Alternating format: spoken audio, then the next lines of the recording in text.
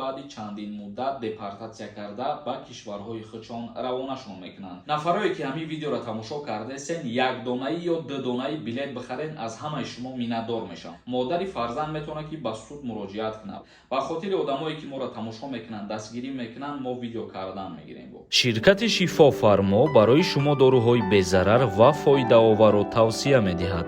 миноксидил барои зиёд кардани риш ва мӯи сар, эпимедиумная паста барои зиёд кардани қувваи мард, инчунин доруҳо барои сангу намаки гурдаро нест кардан ва доруҳо барои фарбеҳ ё хароб кардан ва инчунин доруҳо барои нест кардани простатит.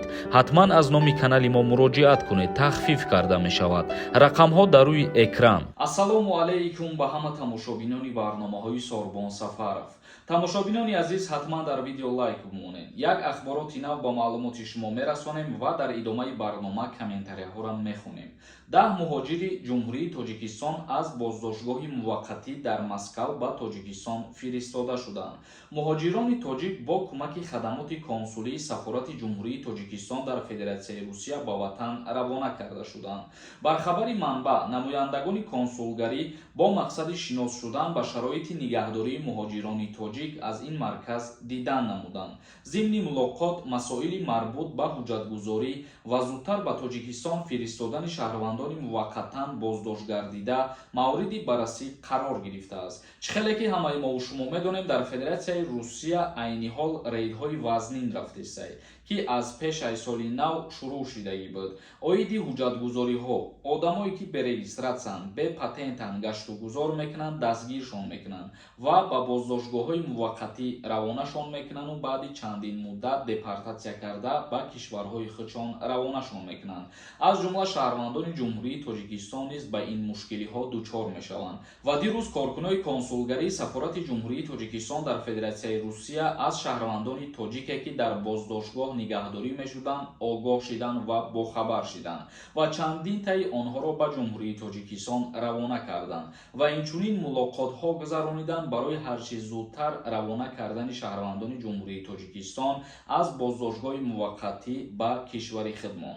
зимнан пас аз гуфтушунид миёни роҳбарияти марказ ва намояндаи хадамот 10 муҳоҷири тоҷик ба Тоҷикистон фиристода шуданд. манбаъ меафзояд, намояндаи хадамот бо муҳоҷирони тоҷики дар боздоштгоҳ қарор доштан низ вохӯрӣ анҷом дода, ба онҳо барои минбаъ такрор накардани қоидавайронкуниҳо вобаста ба будубош дар қаламрави Русия тавсияҳо пешниҳод намуданд. гуфта мешавад, ба муҳоҷирони тоҷик маводи ғизоӣ ва маҳсулоти мавриди ниёз тақсим карда шуд. яъне ки аз ҷониби коркунои консулгарии ҷумҳурии Тоҷикистон дар Федератсияи Русия барои муҳоҷироне ки дар боздоштгоҳ нигаҳдорӣ мешаванд, маводҳои хӯрокӣ ва лавозимотҳои зарурӣ низ тақсим карда шуд. тамошобинони азиз, акнун мегзарем ба қисми хондани комментарияҳо. дар ҳаминҷа видеои конкурса мемонам, то охирша тамошо кунед, нагзаронен. нафароне ки ҳамин видеоро тамошо кардесен, якдонаи ё дудонаи билет бихарен, аз ҳамаи шумо миннатдор мешавам. видеоро тамошо кунед. ассалому алайкум ба ҳама подписчикои канали Юрист TJ.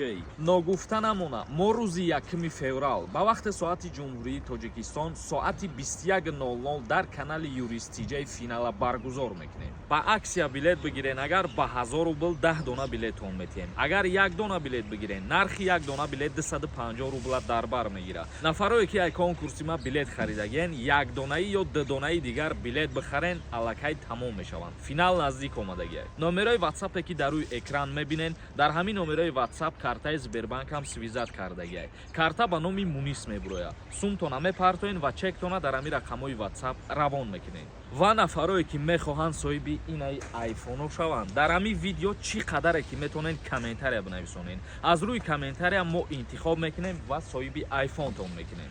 вақт кам мондагиай ба финала. бахта бисанҷ, билети бисёр бихар, соҳиби призои калон мешавед. мудрост и смелост нависондай. ассалому алайкум акаҷон, ҳазор раҳмат ба падару модарат ки кӯмак мекунед то мардум аз ҳама чӣ огоҳ бошанд. Тоҷикистон ба пеш. шумодам ҳазор раҳмати калон ки тамошо мекунед ва моро дастгирӣ мекунед. рустамов нависондай. салом алайкум акаи Сорбон, патент дар Тоҷикистон хабари бад. баъзе одамо пули билета ба як азоб меёванд. ай куҷо меёванд пули патента меистанд дар Тоҷикистон. иҷа меоянд 25 рӯз кор мекунем ба патент меспорем акаҷон. бародари азиз, ту дуруст қайд кардӣ барои кор кардан, лекин як гапай вақте ки шумо мерен патент надорен кор мекунен и аллакай кирдори ғайриқонунӣ дар қаламрави Русия ба ҳисоб меравад ва метавонанд ки дар ҳамин ҳолат шуморо дастгир кунанд, бурда дар боздоштгоҳ нигаҳдоритон кунанд, баъдан ба Тоҷикистон равонтон кунанд. аз ҳамин сабаб дар ҷумҳурии Тоҷикистон маркази муҳоҷиратӣ кушода ва ба истифода дода шуд ки шаҳрвандоне ки хоҳишманданд пеш аз баррасия рафтанашон ҳуҷҷатҳошона барои гирифтани патент метавонанд ки биспоранд ба ҳамин марказ. баъдан дар Федератсияи Русия ки шумо расиден регистратсиятона гирифтен, аллакай патенти шумо тайёр аст. Гулов Алишер нависонда: салом акаи Сорбон, ака регистратсиям дани база набиромад. 5-6 бор сахарова рафтам, натонистам патента гирифта, патент сӯхт. Тоҷикистон брам депортон мекунанд ака ё ин ки не? Биём патент гирифта метавонам ака? Илтимос ҷавоб ден. Номи ман Ҳасан ака, зинда бошӣ. Бародарони азиз, дар ҳолате ки шумо ҳуҷҷатҳоятона барои гирифтани патент дар Федератсияи Русия меспорен, аввалан регистратсиятона проверка кунед ки дар база дани ҳаст ё ин ки не. оли бисёри нафарҳо савол метиҳанд ки чӣ хел регистратсияро проверка кунем. ҳамон одаме ки ба шумо регистратсияро тайёр карда метиҳад, шумо ба ҳамон муроҷиат кунед ва дар шумо нишон диҳад ки регистратсияи шумо дар база ҳаст ё ин ки не. чунки вақте ки регистратсияи шумо дар база набоша, айби ягон хел корхонаҳои Федератсияи Русия нест дар иҷа ва пуле ки шумо барои гирифтани патент пардохт мекунед, ӯ пул возвратам намешавад, патент месӯзад. дар ҳолате ки ба Тоҷикистон миёй обратно брай бо метавонӣ рафта. бале. Оромӣ нависонда: ассалому алайкум ака, оиди бекор кардани акти никоҳ дар ҷумҳурии Тоҷикистон мефаҳмондӣ ва мегуфтӣ никоҳи хешетаворӣ мумкин ҳаст ё ин ки не. ва як саволи дигар: агар алимент наситонад, падар ба фарзандаш чӣ кор бояд кард? мутобиқи қонунгузории ҷумҳурии Тоҷикистон дар кодекси оила омадагӣ ҳаст ки никоҳ байни хешовандони зерин қатъиян манъ мебошад. яъне ки никоҳи хешотаворӣ дар ҷумҳурии Тоҷикистон манъ мебошад ва оиди насупоридани алимент, вақте ки падар ба фарзанди худаш алимент намеспорад, модари фарзанд метавонад ки ба суд муроҷиат кунад ва ба воситаи ҳалномаи суд муқаррар мекунанд падар ба фарзандаш алимент меспорад, дар чӣ ҳолате ки набошад.